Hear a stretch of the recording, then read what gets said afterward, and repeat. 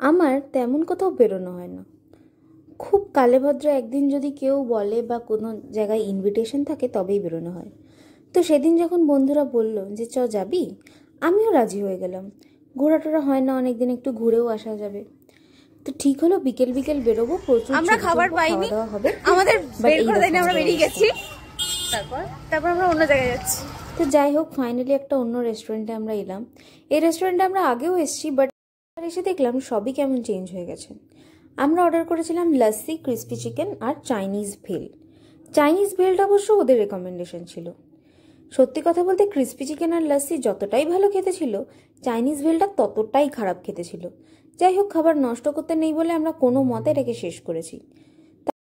বেরিয়ে ভাবলাম একটু ফুচকা খেয়ে মুখটা ঠিক করি, কিন্তু আমাদের কপাল দেখো, যেখানেই যাচ্ছি আমরা খাবার পাচ্ছি না। ফুচকার দোকানে এত ভিড় ছিল, আমরা যখন গিয়ে পৌঁছাই তখন ফুচকাই শেষ। তো চলো এই পর্যন্তই।